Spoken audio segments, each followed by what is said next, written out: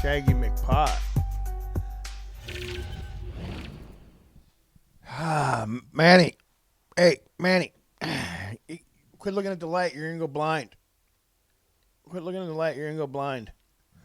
Oh, yeah, you can't see. You ready for chapter 2? Yeah. I don't know if I am, but I'm very curious. The kid's got me hooked, like he does with all of his fucking videos. All right, man. So, yeah, we're going to do chapter 2. Here we go, man. Let's just fucking jump right up in it.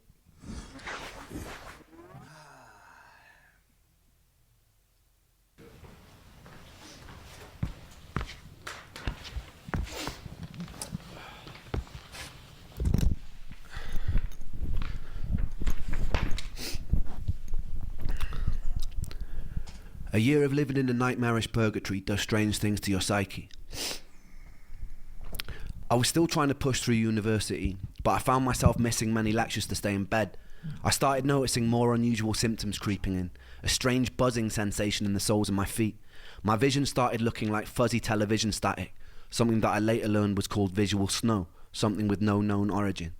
My calf muscles started constantly twitching and spasming. At any moment they wouldn't go longer than 20 seconds without twitching, and that can drive you a bit nuts. All these symptoms I still live with to this day.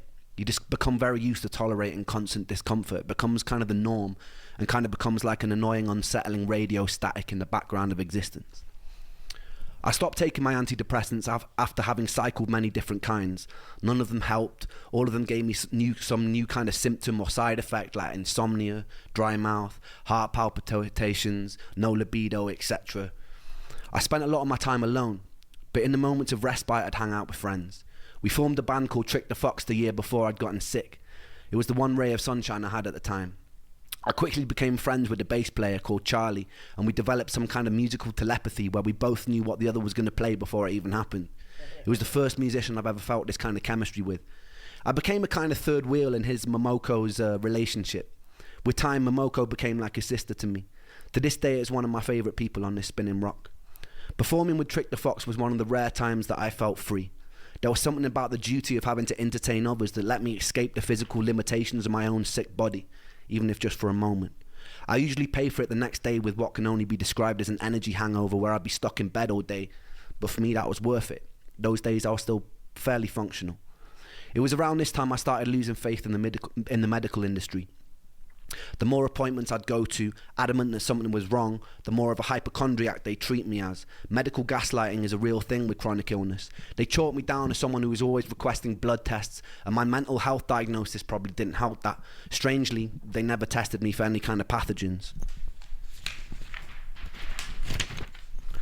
I decided... All right, hold up. I need to roll back, man. I'm going to roll back here a little ways where he said something, man. With Trick the Fox was one of the rare times that I felt free. There was something about the duty of having to entertain others that let me escape the physical limitations of my own sick body, even if just for a moment. That right there. In 1996, we were moving some racking in a warehouse, and one of the 16-foot uprights fell, hit me in the head, broke my neck. I went to the doctor. I went into the doctor. They just gave me pain pills. Here you go. Here's some pain meds. It's like, I don't fucking want the pain meds. I never filled them. I went back to work the next day. I was back on the forklift, and I sat like this.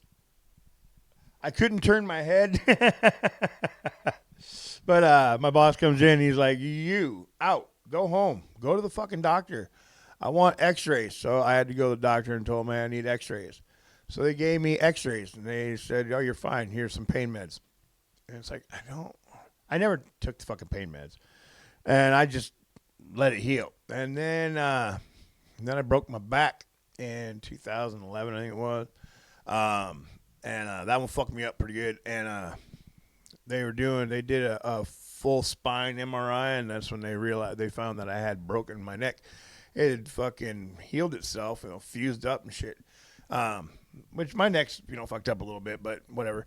But, yeah, so, I knew that there was something wrong. I knew there was something wrong with my neck, and I kept telling them there's something wrong with my neck, and all they wanted to do was give me pain meds. And when he said the thing about taking the antidepressants and then it gives you some new side effect or some new fucking odd symptom, that shit, that's real, man. That shit happened. It happened to me too, and and they don't fucking listen to you. And yeah. Anyway, let's go back to it. I usually pay for it the next day with what can only be described as an energy hangover where I'd be stuck in bed all day. But for me, that was worth it. Those days I was still fairly functional. It was around this time I started losing faith in the medical industry. The more appointments I'd go to, adamant that something was wrong, the more of a hypochondriac they treat me as. Medical gaslighting is a real thing with chronic illness. They chalk me down as someone who was always requesting blood tests, and my mental health diagnosis probably didn't help that. Strangely, they never tested me for any kind of pathogens. I decided to embark on a precarious journey into the Russian roulette chamber of Dr. Google. I would type in the most predominant symptom of the day, and Dr. Google would tell me that I have a rare disease and I'm probably going to die. With time, I sharpened my search engine axe and refined what I was looking for. I dived headfirst into the abyss of online support groups, hoping to find solace or answers amongst fellow sufferers. We were like crabs in a barrel. I'm going to hold up. And I know that what I deal with is completely fucking different than what this young man has been going through in his entire fucking life. Or not his entire life, but for many years now. But I don't like when people say that they suffer from something. If you're suffering, well, then fucking change it. I mean, like I said before, I had a stroke in September. I lost some fucking use of my left side. I'm not suffering from the effects of a stroke. It's something I live with. I'm living with the effects of a stroke.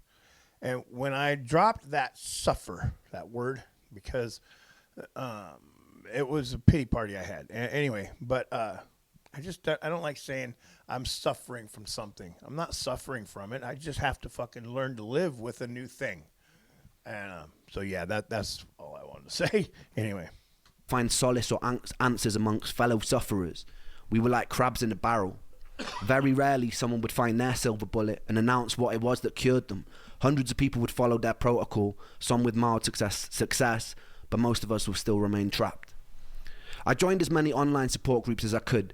It was a bit like the beginning of Fight Club, except instead of faking conditions to feel accepted, I was desperately hoping I had those conditions so I could cure myself and get the fuck out. I convinced myself I had conditions like candida, magnesium deficiency, parasites, adrenal fatigue, heavy metal poisoning, etc. At the time, I felt like I was single-handedly keeping Jeff Bezos in business. While most students were spending their student loan on drinks, I'd spend mine on the supplement or protocol of the week. I'd follow whatever herbal or supplement protocol was suggested, sometimes noticing mild improvement and sometimes getting a lot worse, most of the time feeling nothing. A story would pop up on one of these groups like, after I did a 30-day parasite cleanse of wormwood, cloves and garlic, all my symptoms disappeared. I'd read a story like this, get full of hope and put myself through a grueling 30 days, which would often result in a worsening of symptoms. My body felt even sicker and weaker, but I'd stick it out because I was told that this was a good sign. The parasites are dying. I peered into the toilet bowl and valiantly waved goodbye as I flushed their imaginary corpses into a watery abyss. At the end of the 30 days, I'd be left with a lighter wallet and all my symptoms still remaining. And if that didn't work, I'd move on to what was next. Maybe I have seasonal affective disorder. Alright, so I'd get on the internet, order a light, stare at it for 10 minutes a day, and to my big fucking surprise, still have all my symptoms. The only thing that light illuminated for me was that I was desperate enough to buy a glorified table lamp.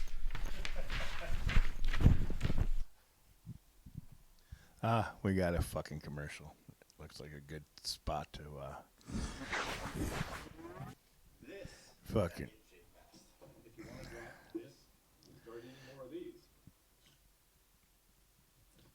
fucking I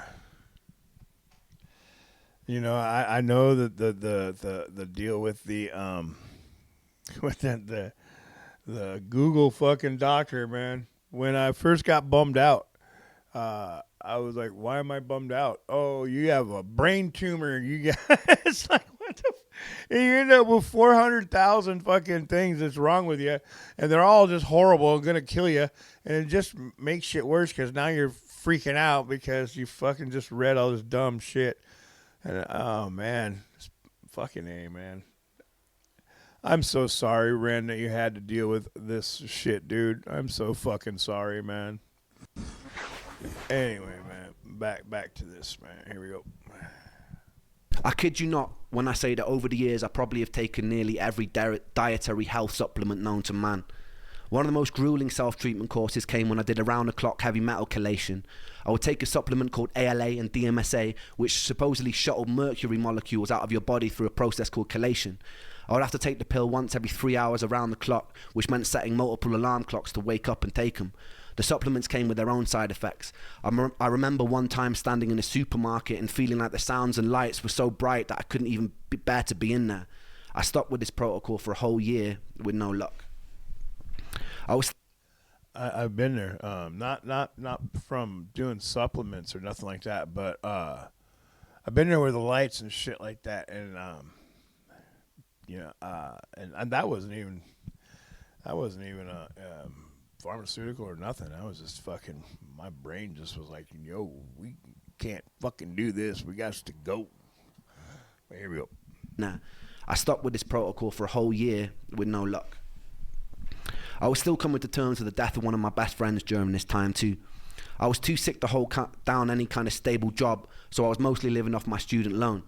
Welsh students study in England also weirdly get given a small sum of money just for being Welsh, or almost like a "we're really sorry that you're Welsh" sort of condolence prize. I've always prided myself on my financial independence, so whenever I could, I'd get out on the streets of Bath and I'd busk. I remember the very first time I did. I had my guitar in hand, I perched myself on a bench, took a deep breath, and then bared my soul to the jury of the street, and it was exhilarating. People sometimes ask me what music means to me, and it means life. This was usually the one time I felt like I didn't want to die. This was the one time I could feel a resemblance of something that resembled spirit. That right there, that he fucking nailed it. Music has always been a fucking escape for me, and I'm not a musician. I don't play music. I mean, I try. I've played the guitar, I played the drums, played the sax, but never like good. I've even tried to fucking learn how to play the harmonica, and I mean, I can play like Jingle Bells and shit like this, but I'm not like Homeboy from the Blues Travelers. You know what I'm saying? Anyway, man, back to it. And then bared my soul to the jury of the street, and it was exhilarating. People sometimes ask me what music means to me, and it means life. This was usually the one time I felt like I didn't want to die. This was the one time I could feel a resemblance of something that resembled spirit, that resembled my soul, that resembled me. I even found myself cracking jokes with onlookers, which for someone dripping with social anxiety at the time was huge for me. It was March, roughly 3 months after Joe had died, and I was sitting on a bench in Bath with my guitar singing into a busy street. And this is when I would meet the first angel of this story. I'd see 2 more angels years later, one in the guise of a homeless man, one a doctor cheating death in the Beverly Hills clinic, but that bit will come a little bit later. The angel was walking on the opposite side of the street with a mother. They both stopped to watch me for a moment. I saw her mum whisper something to her. The angel turned bright red and she giggled, and they shyly approached. We got talking, and the angel asked where I was from. I told her that I grew up in Wales in a small village that was once described in a local newspaper as being worse than an Iraqi war scene. I told them they would have never heard of it. They looked surprised and they said they had family there. I asked which part, and it turned out to be the village that I grew up in. Since you can basically count a population of 2 intergenerationally bred mutated hands, I asked who they were, and it turned out that angel happened to be Joe's cousin. This encounter was always a foundational moment of serendipity in my life. In the years that followed, I took serendipitous occasions to mean I was in line with my purpose. Sometimes I felt like I'm following a script. It's just that I don't know the words or actions until they actually happen. But in moments of serendipity, I feel like they are playing out exactly as they were meant to. What if you only traded zero... Fucking commercials. Whew. That one kind of got me a little. Joe's cuz, huh? That's crazy. That it's fucking just wild how shit happens like that, you know? Just fucking wild. Anyway, yeah, here we go. Back to it. Serendipity, I feel like they are playing out exactly as they were meant to. It was quite a bizarre moment for me that hundreds of miles away by chance this angel would be related to my lost friend. Upon learning who I was, they invited me back to theirs for a cup of tea, and I accepted and I fell in love. It was really good tea. That week, the angel took me to a favourite botanical garden and she pointed out a favourite flower. So that night, true story, I dressed in black, broke in by climbing over the fence, dug up the flower and presented it to her the next day. She called me insane, but it's safe to say that angel ended up being my first serious girlfriend. It was a weird kind of relationship. We both shared an unusual trauma for people who were so young, brought together by a tragedy. Even though sometimes I feel like she might have hated me at the time, I was convinced like it was some sort of Shakespearean fate that had brought us together, a morbidity that birthed light, that it couldn't be anything else. It felt like divine intervention. She was pretty troubled in her own way, and I was very troubled in mine. But in between the sludge of dealing with the constant symptoms, it was beautiful. That summer, her parents took us to Centre Parks, which is a posher version of Butlins, if you don't know, where they paid for all the activities and meals, and they let me do whatever I wanted. Coming from a poorer family, I wasn't really used to being spoiled to that degree, but I figured I'd just roll with it. One morning, while I was there, I got a call from my friend Sega, and he sounded pretty mixed up, so I asked him what was wrong. He told me that there was no easy way to say it, but one of my other best friends, Callum, had died. He'd gone cliff jumping in the same cliffs we used to jump off as kids. The sea was particularly choppy that day, and he caught a cross current and he started to drown. Another guy that he was with had jumped in an attempt to save him, and they both drowned. The first day I met Callum, I was 11.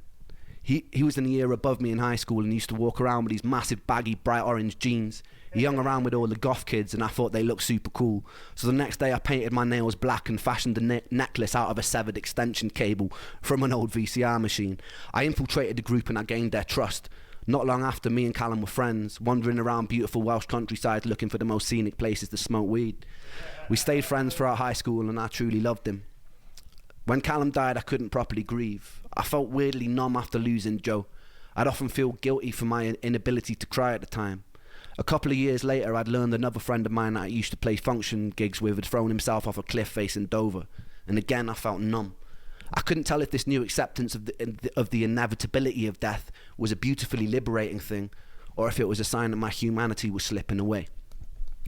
To this day, death has kind of remained a bit of a matter-of-fact part of my life. During my years of sickness, I had to crawl through a morbid longing to be killed by my illness to find a more peaceful acceptance that death is just an inevitable consequence of life and it doesn't spare anyone.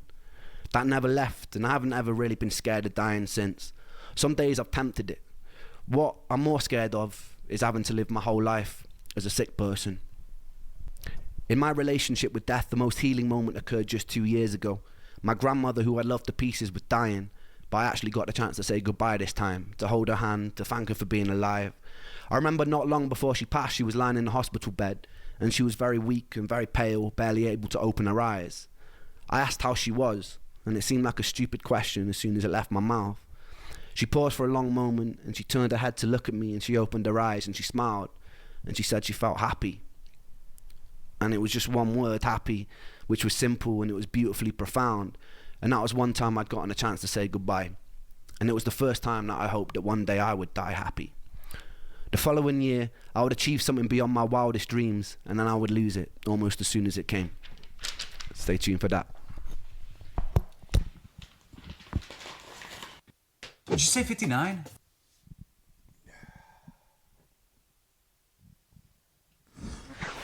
Forgot what I was doing there. You know, fucking death is hell, dude. Lost lots of friends over the years, man, and family members and shit. Yeah, man, you know, but it's like he said, it's inevitable, and like he said, you know, he didn't know how to grieve, wasn't able to grieve, and you know, when my dad passed, I didn't grieve right. Of course, I at that time I was masking everything with alcohol, man, and so I was pretty drunk. So, but yeah, that was awesome. That was a fucking good one, and I'm so glad that he got to say goodbye to his grandma, and fucking, you know,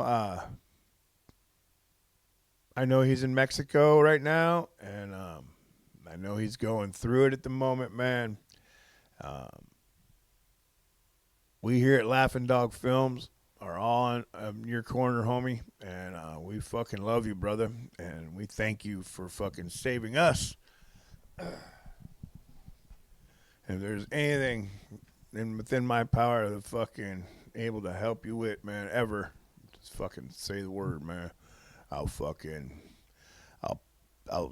sell Manny. No. Fuck yeah, man.